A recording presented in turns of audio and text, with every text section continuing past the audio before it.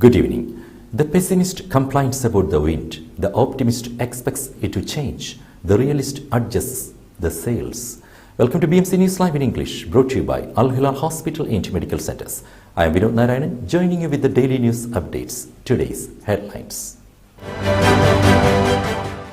The weekly cabinet meeting emphasized the importance of bilateral talks held between Bahrain and Egypt. Mentorship Forum Middle East will kick off on December 6th. Capital Governorate Security Committee discussed preparations for Ashura season.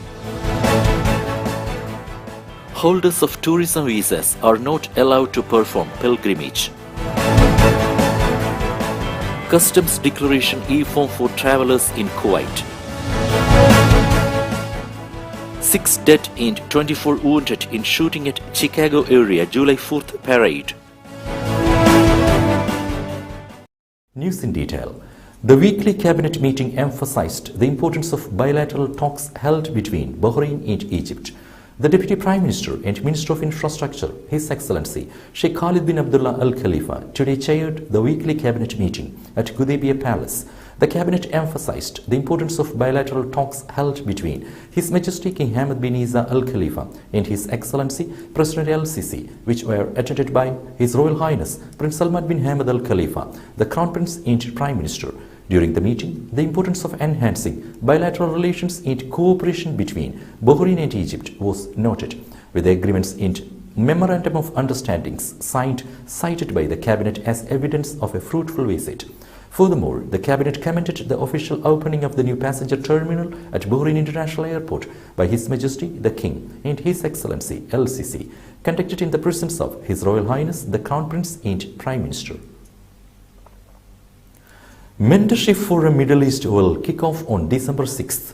Her Highness Sheikha Hassa bint Khalifa Al Khalifa, member of the Supreme Council for Women and chairperson of INJAS, Bahrain, will patronize the forum's third edition. Mentorship Forum Middle East supports the career progression of up and coming professionals and helps organizations meet their talent development goals by leveraging the power of membership. Her Highness Sheikha Hassa is expected to welcome more than 300 regional and international HR and mentorship experts and senior business leaders. She will share her experience in human capital development and her own valuable personal experience with a mentorship, with attendees from diverse range of public and private sector institutions across sectors. His Highness Southern Governor chaired security meeting. Southern Governor His Highness Sheikh Khalifa bin Ali bin Khalifa Al Khalifa today chaired the 6th meeting of the Security Committee for 2022. The virtual meeting was attended by Deputy Southern Governor Brigadier Isa Thamir Al Dosari and officers representing Interior Ministry's security directorates. His Highness Sheikh Khalifa bin Ali bin Khalifa Al Khalifa stressed the importance of community partnership in strengthening the pillars of security, in line with the directives of the Minister of Interior, General Sheikh Rashid bin Abdullah Al Khalifa, to ensure security and tranquility across the governorate.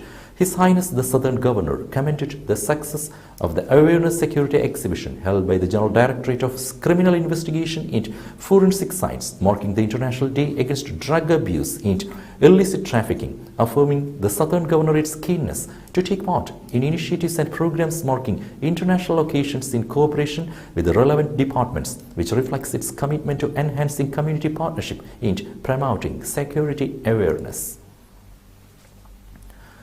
Capital Governorate Security Committee discussed preparations for Ashura season. The Capital Governorate Security Committee discussed the security and services arrangements for Ashura season to ensure celebrating the occasion in a safe and secure atmosphere. This came during the committee's first meeting, which was chaired by Capital Governor Sheikh Rashid bin Abdul Rahman Al Khalifa, in the presence of representatives from the security directorates at the Interior Ministry. The committee recommended coordination between the Capital Governorate, the Security and Services Parties, the Jafari Endowments Directorate, the General Authority of Hosseini Processions, and heads of the central processions to assess the organizational needs and map out plans to ensure a secure environment for the mourners and visitors. Shura Chairman commended media for documenting Bahrain's rich history. Shura Council Chairman Ali bin Saleh Al Saleh has commended the role of Bahraini media professionals and directors in the production of documentaries that chronicle the Bahraini heritage and pass it on to the future generations, thus contributing to strengthen the values of loyalty and the sense of belonging to the nation. Receiving director Hassan Al-Samahiji, who presented him with a copy of his three-part documentary Al-Nawakdi, dedicated to the time of diving and pearl fishing. Al-Saleh pointed to the importance of documentaries to convey a vivid picture of Bahrain's rich culture to future generations. He also lauded the interest and keenness of researchers, media professionals, and directors to preserve and document Bahrain's historical and cultural heritage. Coast Guard announced live ammunition in East Al Jarib. The Coast Guard Command will carry out a training exercise using live ammunition in the marine area east of Fast Al Jarib on Tuesday between 8 a.m. until 12 p.m. The Coast Guard commanded calls on citizens and residents to take precautions and not approach the mentioned area at the specified time to preserve their safety.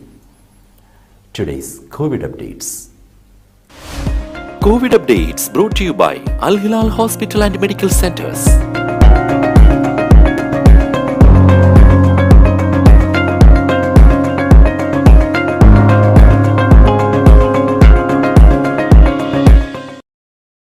Al Hilal Multi-Speciality Medical Center Salmabad organized a free medical camp in day-to-day discount center.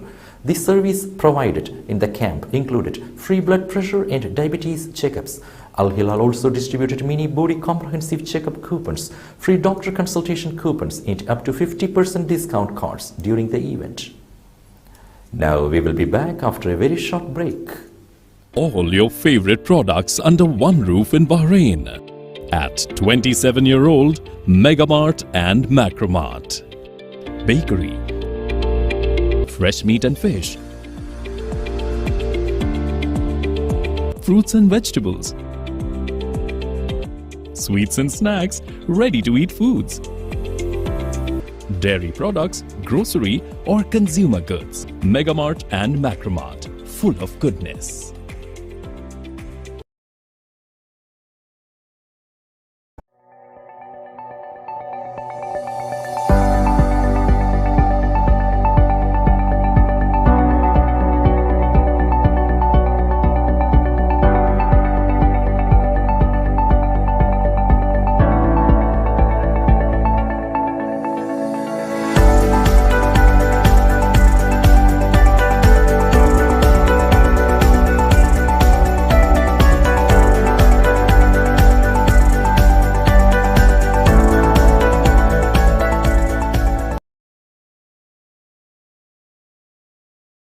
Welcome back. Holders of tourism visas are not allowed to perform pilgrimage. Holders of tourism visas are not allowed to perform the Hajj rituals, said the Saudi Ministry of Tourism. Regulations and instructions prevent holders of tourist visas from performing Hajj or Umrah during the Hajj season, it announced in a statement posted on Saudi press agency. The ministry urged those wishing to come to the Kingdom of Saudi Arabia on a visit visa for the purpose of tourism to fully abide by all the instructions and regulations. All preparations in place for new Kaaba cover. The two Holy Mosques Affairs General Presidency President Dr. Abdurrahman Al-Sudais announced that all preparations have been finalized to cover the Kaaba with the Kiswa this year. Al-Sudais stressed that the Saudi leadership is proactive in every measure that would raise the level of services provided in the two holy mosques, with Kaaba on the leadership's top concern through maintaining its Kiswa and replacing it with a new one on yearly basis, Saudi press agency reported. He launched a campaign titled "In Your Languages We Welcome You," which aims to serve pilgrims at the Grand Mosque and guide them in 23 languages with the help of 100 guides around the clock. Al-Sudais also inaugurated a campaign to facilitate pilgrims' access to Zamzam water during the Hajj rituals in Arafat, Arab News reported. Saudi authorities treat over 43,000 pilgrims before Hajj.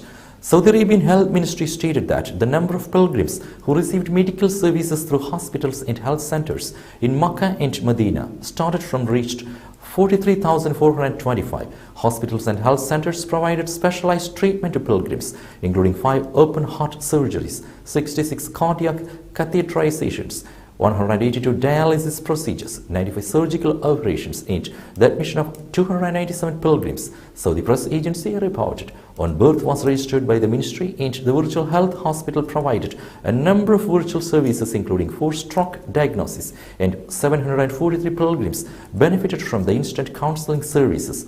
The ministry prepared its health facilities in Makkah, Al-Madinah, and the holy sites to provide treatment services to pilgrims.